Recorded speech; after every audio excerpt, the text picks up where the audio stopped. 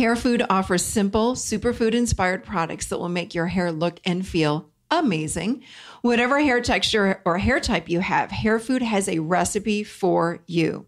Hair Food offers nourishing superfood-infused products that actually work to improve your hair, like the hemp extract and manuka honey damage recovery serum that repairs and hydrates damaged strands. And they all smell so good. Every Hair Food product is free of sulfates, parabens, dyes, and is certified PETA cruelty-free. Not only are their products free of the bad stuff, but they're full of high-quality ingredients, and they bring new moments of self-care indulgence to your daily routine. I love this damage recovery serum. After a summer of lake, pool, and sun, my hair was fried, you guys. And I started using the damage recovery serum. My hair has done a total turnaround in no time. You cannot beat these products. Their quality is superb and the price is right. So if you're looking for nourished, healthy hair, it's got to be Hair Food. You can find these products on Amazon and Target.com. Hi, I'm Michelle Chalfant, psychotherapist, holistic life coach, and human just like you, learning to navigate life's challenges. With over 25 years experience, I teach people how to get healthy using the adult chair model. The adult chair model is where simple psychology meets grounded spirituality, and it teaches us how to become healthy adults. From anxiety and depression to codependency and relationship issues, you can use the adult chair for just about anything. Each week, I share practical tips, tools, and advice from myself and a wide range of experts on how to get unstuck, how to live authentically, and how to truly love yourself, all while sitting in your adult chair. Welcome to the Adult Chair Podcast. Hello, everybody, and welcome to the Adult Chair Podcast. I am Michelle Chalfant. Happy to be here with you today on this final week of October. Yeah, kind of cray-cray. We are at the end of October already. I've got a special guest on today. My dearest friend, Karen Campion, is on with me today. I've known her for 20 years as one of my dearest friends, but also a colleague. She is also a practitioner and does a lot of what I do. And we decided to have a conversation on air, basically, about what you do when people in your life are not moving along their path like you are. Call it your life path, spiritual path, healing path, whatever you want to call it. To me, it's all the same thing. But what do you do when you're doing your personal work and you're really moving along and no one else in your family's doing it, or your friends aren't doing any of this work, and your relationships start to feel different, and it may feel like you're just not fitting in with people? So we can call that spiritual growing pains. We call it a lot of different things. But anyway, Karen and I were talking about it, and we're talking about it because I've gotten a lot of emails and messages in asking me, what the heck am I supposed to do? So this is what our conversation is all about today. I really think you're going to enjoy it. Because let me tell you, this happens to all of us. This is not an unusual circumstance that comes up when you are working your path and you're working it hard. So we're going to jump into this in one moment. I just want to remind you guys, the 30-day journaling challenge begins next week, November 1st. It is 100% free. It is my holiday gift to all of you guys, because let me tell you, the holidays can be stressful. They can be overwhelming. Our codependency can flare up. We are challenged with setting boundaries. All of these things are tackled, and I help you through those challenging things during the month of November. Every year we do this. This is our 4th year, and you will get every single day in your inbox a new journaling prompt to help you to work through and process whatever's coming up for you and transform your life doing this journaling challenge for the whole month of November. So please join us at theadultchair.com/30 days. That's again, theadultchair.com/30 days. That's 30days. And I just want to remind you guys, if you joined me last year or any other year, you will not get the prompts unless you sign up this year. You have to sign up every single year for this. This is a separate mailing list. So even if you're on my every week mailing list for the podcast, you will not get these journaling prompts. You have to sign up. So theadultchair.com/30 days. Okay, let me tell you a little bit about Karen Campion. She is an integrative and holistic practitioner in Charlotte, North Carolina. She's trained in multiple healing modalities. She uses traditional counseling and complementary techniques to promote wellness and healing. Healing trauma and childhood wounding are her specialties. She works with all kinds of really cool techniques and models, including IBSR therapy, somatic experiencing. She does a lot with the adult chair, havening, faster EFT, matrix imprinting, and even hypnotherapy. She's also a energy practitioner as well. So, yes, that's a mouthful, isn't it? I know. I'm so excited to have her on the show today. And we had a fabulous conversation. Cannot wait to hear what you guys think about it. Of course, remember to hit me up on social media. I love hearing from you all. And here we go with Karen Campion.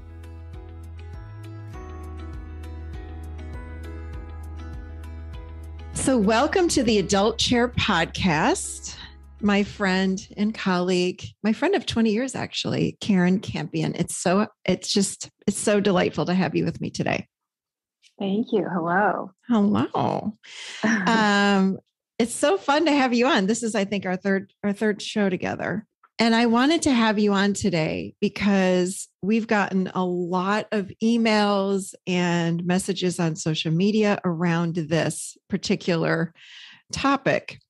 And that is, what do we do when others in our lives are not where we are when we're on a healing path and others aren't where we are, basically? Mm-hmm. What do we do? Like, we have so many people that, of course, are practicing the adult chair and living from their healthiest version of self.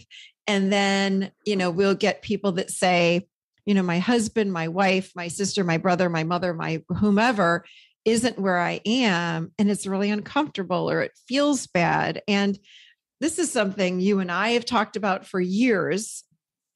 And this is exactly why I'm happy to have you on, just to discuss this, because I really think you're going to have some great things to share and add to the topic of this today. But so you've had clients like this, and even again, it's not just our clients. I think it's friends and family really over the years, correct? Yeah, that's right. We have talked about it since we've known each other, mm-hmm. and even worried about it when we were on our spiritual path.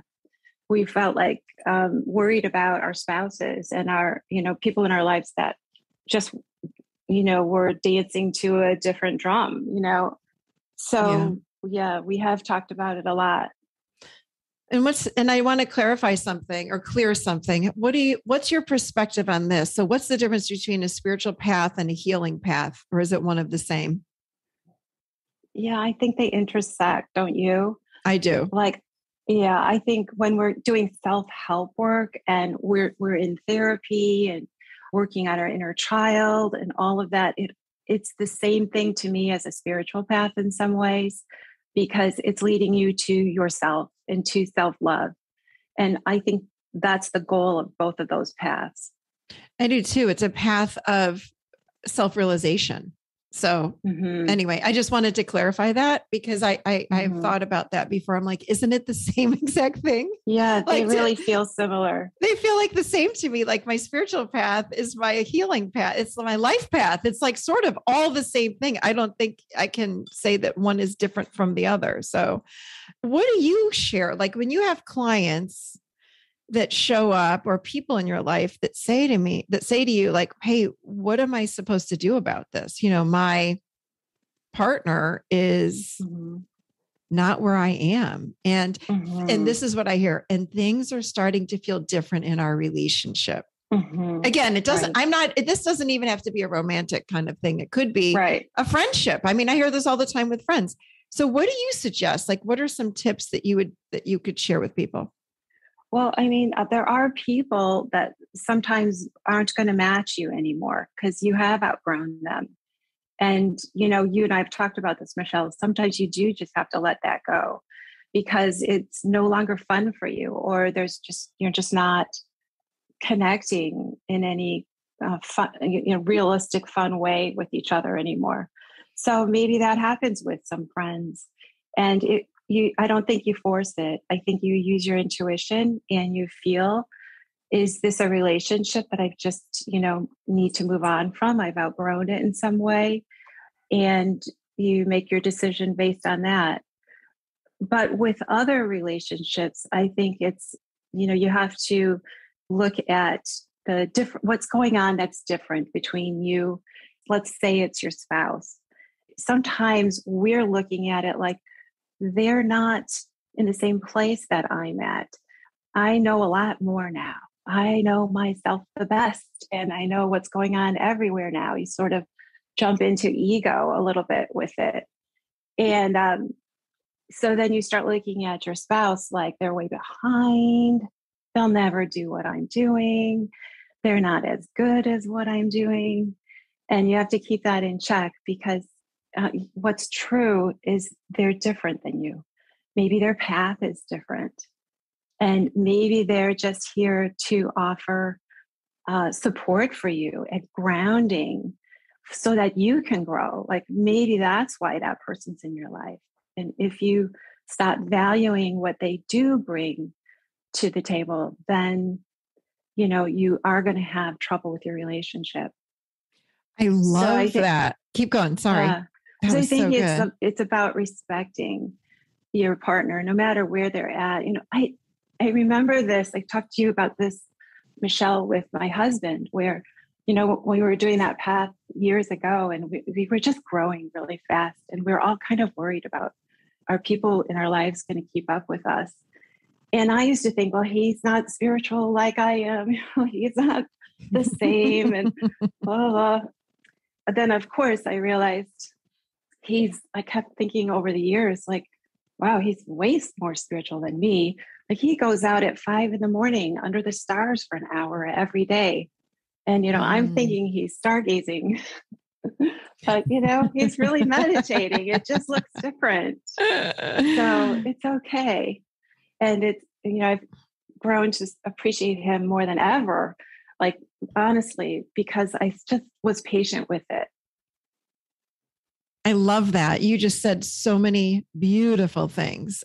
And I really want to point out that being on a spiritual path or a healing path is something that is so beautiful, but we do want to really make sure and be mindful of when the ego gets engaged, because it can feel like we're better. We are moving faster. And you even said you're further ahead than, where so-and-so is. And I really want people to know, just be careful with the ego, because the ego, when it starts saying things like, oh, I'm just further ahead and I'm better. That's not what we're talking about at all today. Right. Not at all. It's more about, I think about, being on this path of really working to live in this adult chair, which is a path of self-realization. It's a path of greater awareness. When we have greater awareness, we just start seeing the world so differently. It doesn't mean we're better. It just means it's very different, and it doesn't make the other person bad or wrong. So I just really want to clear that up. And it's tricky because, as you know, because you've lived in an ashram before, how many gurus who you think are these spiritual masters, we think about priests and churches, like people of power sometimes can take a wrong turn and they can do bad things. And that's why I always say when I'm teaching, like, make sure you always stay connected to yourselves. Like, don't just follow blindly other teachers, stay connected to yourself. So you don't lose that. Don't get caught up in this ego game or this ego play. So I don't want to, go off on a tangent there, but I just really feel like we need to talk about that about the ego. I think also, Michelle, and the ego that wants to control the partner or, wants them to come along on the journey, like over asking to take a class and over caring that they do the same thing you do can be trouble. Yes, for sure.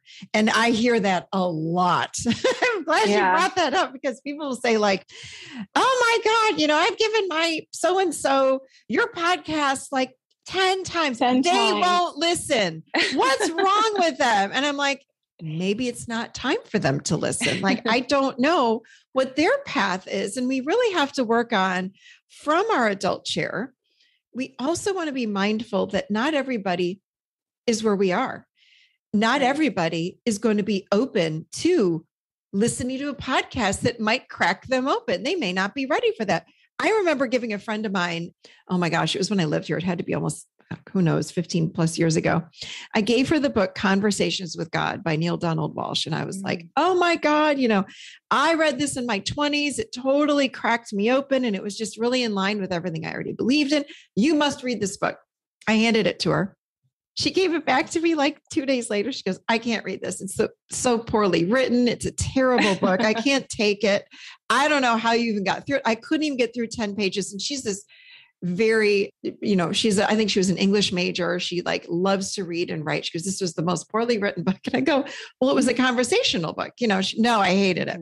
2 years later, someone else gave her that book. And she came to me and she goes, you're not going to believe it. She goes, I read the book again. She said, I read the book. She goes, in a weekend. It was freaking phenomenal. Goes, isn't that the weirdest thing? And I thought to myself, no, your soul wasn't ready. I really feel like there's something else guiding us here. It's not, it's like her being wasn't ready for her to read that book. And that's where, when we're in relationships with people, it's like, we have to honor where that other person is. In my path, my healing spiritual life path is mine. And wouldn't it be great to have my husband, my kids, my friends, my family, everybody on it with me? Fantastic. Wouldn't it be great? But it's not going to happen like that. And it's okay. It's okay. And I love when you shared about your husband. He's on his own spiritual path, but it might look different. You thought he was out stargazing, right? Yeah, he's not. Yeah, he's like merged with the stars, highest meditation probably you could ever do. Exactly. And then, when I had little kids, you and I would sit on the phone and we'd meditate together and talk about this stuff for hours on end. And my husband wasn't doing that. I'm like, but we're healing and I'm in therapy and I'm getting certified in this and that. And Graham was not doing that. So in a way, I felt like, oh gosh, am I leaving him behind? But I realized, much like what you just said, his role, and now I'm clear about it, was to support me. Yeah. His role was to support, because I'd say, hey, I'm going to go get trained by so-and-so. Okay. I'm going to be gone a week. He'd be like, go for it. He was very supportive. He never made fun of me. He just would say, yep, go for it, babe. I know this is your thing. I know this is your life work. And I'm like, yeah, I'm going to go over here now. Karen and I are going to go down here for this training. As you know, I dragged you. Too many trainings, Karen. Many trainings you and I went to. But thank God. But I want people to hear that, I guess, become really aware of what your loved ones mean and what their purpose might be on your life path. Like maybe they're not supposed to be where you are, meditating and listening to podcasts and doing all this stuff. Right. Maybe it's to support you. Maybe it's to give you a mirror, and it's the opposite. So you can choose deeper into your healing / spiritual path. Right? Good point. Mm-hmm. Yeah. There are people. Yeah, go ahead. Go ahead. I was going to say, it reminds me a little bit of some of us on the healing path can be a little flighty sometimes because we're sort of out there more than other people, let's say. And I remember just simple examples of how a person who can ground you feels and sounds that's different than example of me talking to my husband and saying one day, I'm giving up sugar for good. Mm-hmm. And he's like, wait, for how long? For life, I'm done. So this is me, going kind of all or nothing. And he's like, And he's like, well, that's a fail. And he's like, what do you mean? He's like, no, you can't give up something for life. You can give it a goal. I'm going to give up sugar for 2 weeks. And every day say to yourself, just for today, I'm not going to have sugar. And it's like, oh, that's so much better than my idea, right? My idea is like off the charts. Forever, I'm giving up sugar. It's a little extreme. Yeah. So I really need that kind of grounding. And that's just a simple example. Maybe we're missing what our partner or friends are giving us that doesn't look like us. So true. So I would encourage people to look at, how do they support us? How are they showing up for us? For us, because of course we're all mirroring each other. Everyone is a mirror for us on this planet. Everybody, in some way or another, they're showing us something about who we are. So it's okay that they're not on the path exactly where you are, but what if they're not doing that? What are they showing you? Again, but I do want to point this out. So don't force or coerce or push people to do exactly what you're doing, because that might not be their path. But I also want to talk about this, Karen. What about the people that are not being kind to, let's say if you are someone that wants to, let's say, start meditating for 30 minutes a day, or go outside and pray for 30 minutes a day, or go to therapy, or what if you have someone in your life that is really, they're not benign, they're not being neutral, they're actually being ugly. What do you say to those people? Wow. I for myself, I use a lot of trying to not take it so personal, like knowing that it was their pain that was speaking, not mine, not my issue. But that's hard, like that's a practice for everybody to do, I think. I think you do your best at giving it grace, and you stick with your path. I would never tell someone to leave their path because someone else is critical of it. I think you stick with it. And maybe sometimes they come along then because they see your change and your shifts.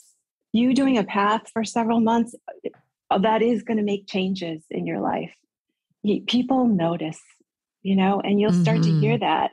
People notice. And sometimes your partner might not say something, but a year down the road, they say something just because, I don't know, just because that's the type of person they are. They don't really share maybe what they notice, but it will be tangible. So that would be my advice, is stick with it and try and detach criticism and do your path. Do you? Yeah.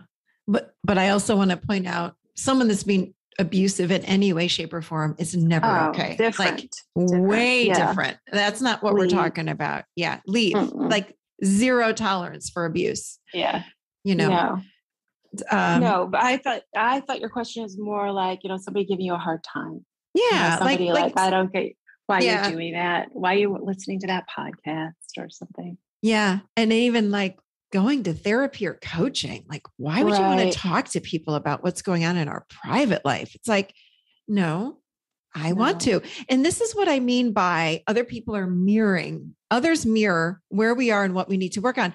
Maybe part of your work is to work on boundary setting. So maybe you look at your partner or your mother, father, whoever's saying this to you and say, but I want to do this for myself. And it's important to me. And you're learning how to set boundaries. Maybe you're learning how to find your voice. Maybe you're learning, and maybe it's the flip side as well. Maybe the relationship was already kind of shaky and it's time to let it go.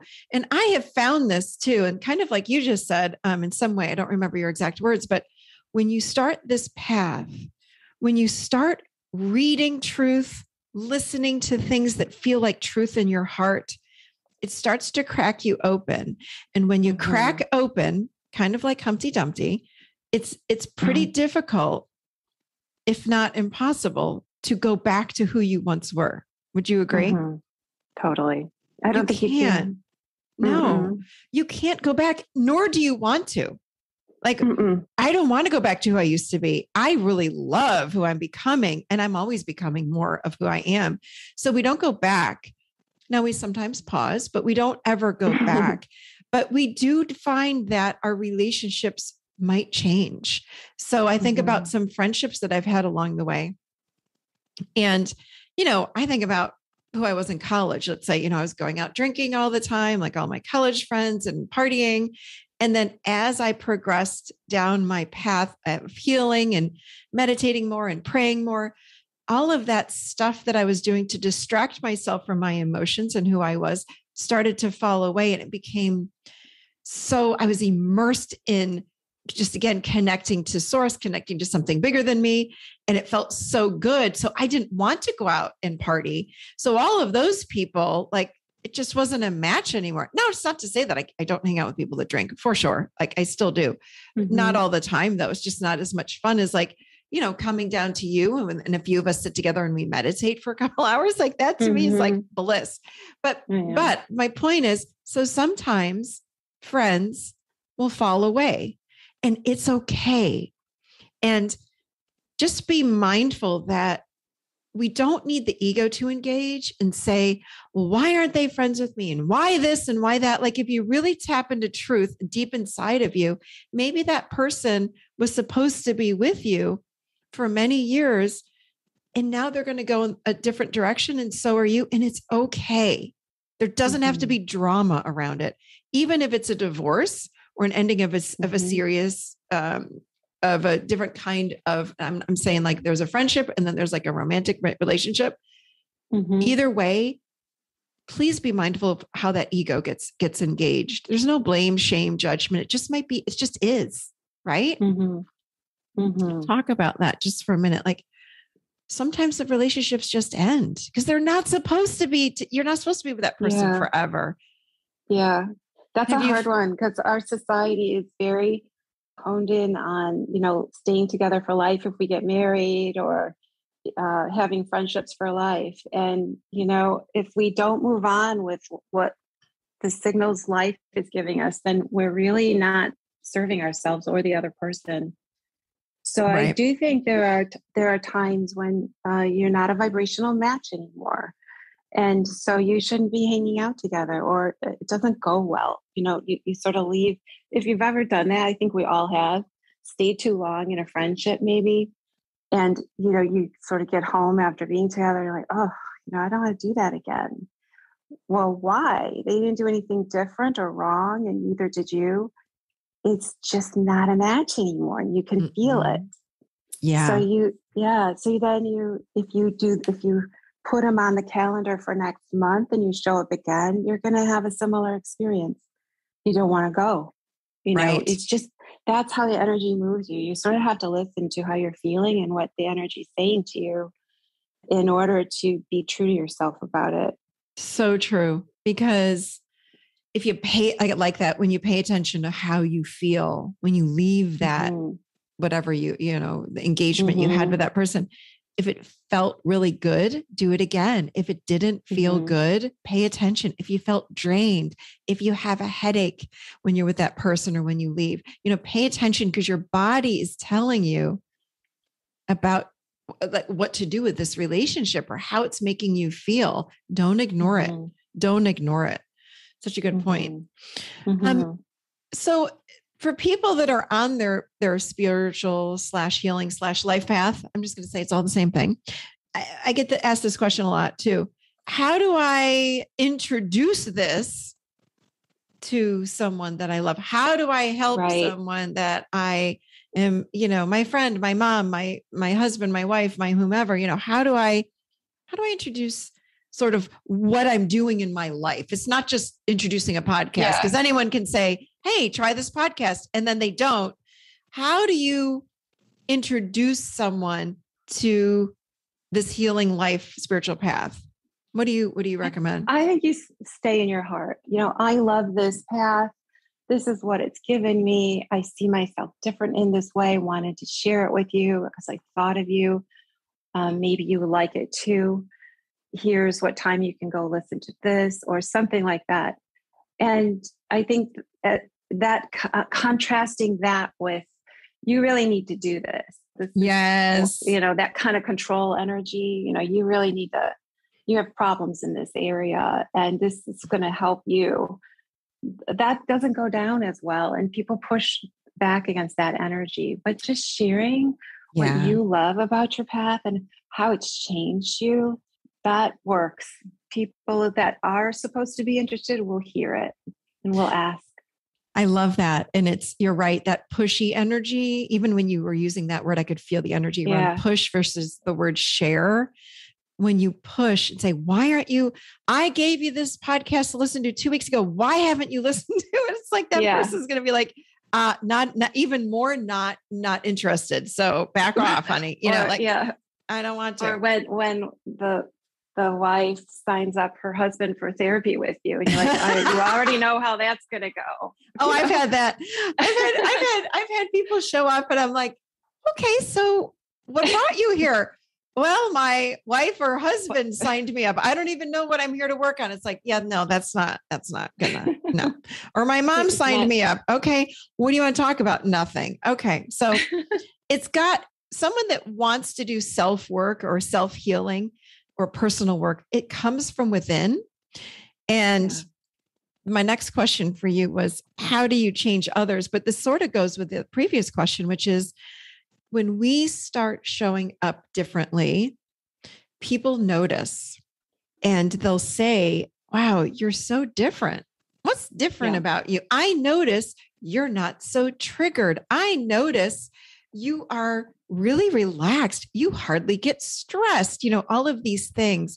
And then you can turn toward them and say, yeah, I started out meditating for 5 minutes a day, or I started again, listening to this podcast, or I attended this retreat. What else do you recommend though for helping others change?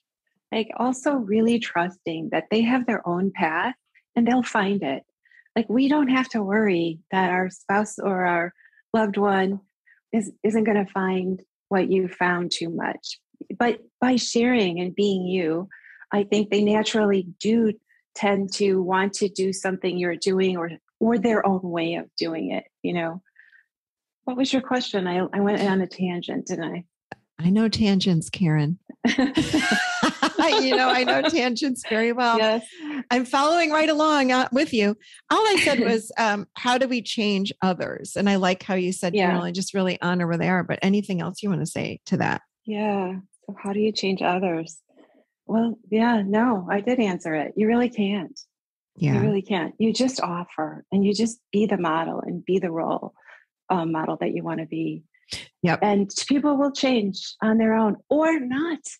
If their life is not meant to change and they are just a person to be changeless and to accomplish something else that we don't know, it's still valuable, just doesn't look like change like we think, then that's what they're going to do.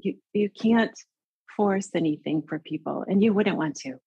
You wouldn't want your husband telling you what to do, or, your neighbor, or this is what I think you should do because I can really see what you need through my experience. It doesn't work that way.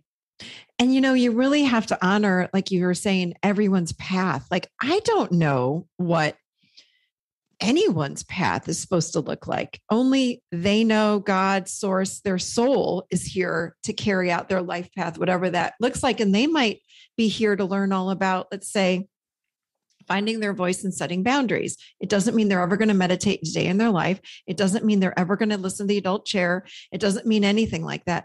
But they might at work or in relationships learn a lot about finding their voice and setting boundaries. And that's it. Like among other things that they're learning, but it might not look at all like this, right?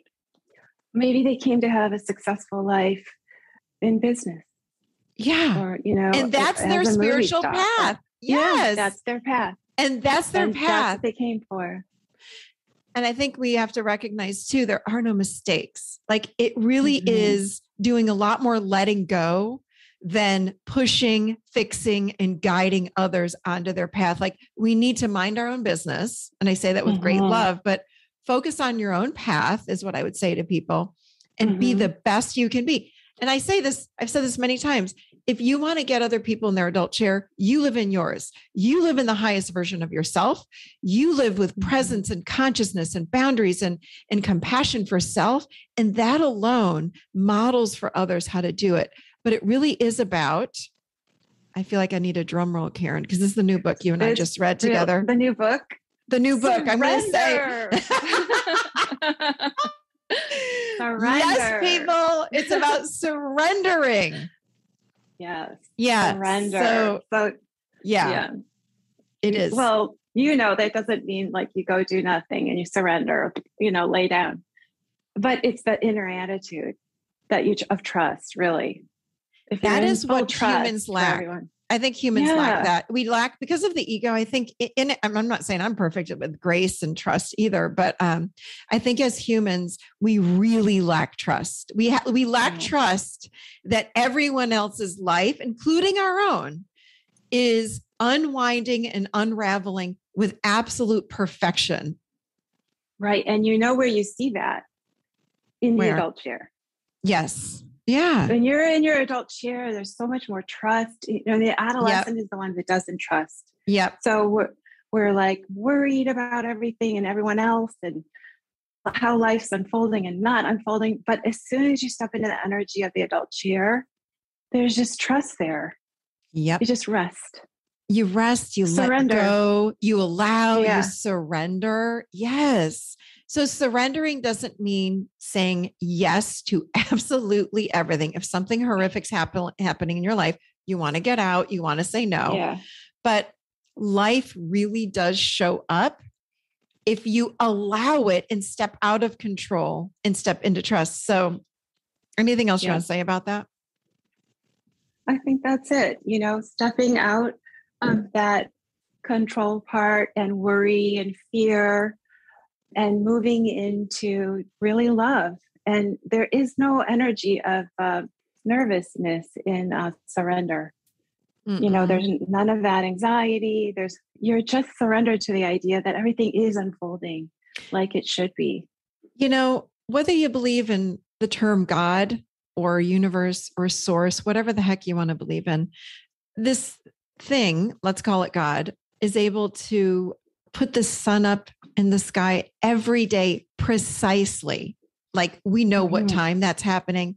You know, when you're at the beach and you've got the tides that are coming in precisely, like it's right down to the minute, what time the tides are coming in, the high tide, the low tide, the seasons changing, how babies are created. It's like, holy crap. There is such... It's holy, isn't it? Oh, it's sacred. And it is. I was going to say, even some atheists that I know are the most sacred people. They're not against God or anything. They believe in humanity and the world and taking care of it. So it doesn't matter what we call ourselves. Everything is pretty sacred. It's sacred, but it's like, that's how, when we think about the bigger picture, that's how we can allow grace and letting go and surrendering, because you know what? Something else has us, something else, you know? Yeah. You really, I don't know. When I start thinking about all the things that are perfect, like how do the leaves precisely change color right around, you know, the temperature drops this month, it's like everything is beautifully orchestrated. And when we can let go and surrender and step back and become watchers of not just life, but our own lives and others around us, we realize there's such perfection there. But, you know, people would say, well, but so-and-so, this happened and they got cancer, or so-and-so died, or da-da-da. It's like, but how is that not even orchestrated perfectly? I don't know. Again, I don't know. And I don't want to go off on this tangent, but that's how we can learn to surrender. So the book that Karen and I just read, which you guys probably have heard of, if I had to make a guess, The Untethered Soul by Michael Singer. This is Michael Singer's other book, which is The Surrender Experiment. Karen and I just read this and had a lot of, we had our own version of a book club. Karen, would you say? We did. We always do that. We did. We love it. It was freaking phenomenal. So go get this book, The Surrender Experiment by Michael Singer. It's and like also, his life. It was his whole life and how he surrendered. And his book, The Untethered Soul, was out many years ago as well. And that's another great, great book if you haven't read that, but read both of his books. Phenomenal. And it reinforces that really everything is in divine order, everything. And you can sit back and watch your life and let it unfold, because it really is perfect, every part of it. So beautiful. Anything else, Karen, about this? Anything else you want to say? Okay. Nothing else. I think we covered all of it. Thank you. I think it's a fun conversation, you know? Yeah, absolutely. So this was, of course, our third one. So thank you again for joining me today. Oh, thank you. So you have a website. Where would people find you if they were so inclined to get to know you a little better? Oh, my website is my name, KarenCampion.com. And I will put that in the show notes, but it's KarenCampion.com. I will put that, of course, in the show notes. And thank you, as always. Yeah, pleasure.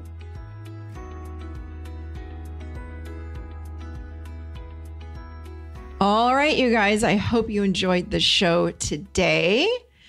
Just want to remind you, do not forget, 30-day journaling challenge starts November 1st.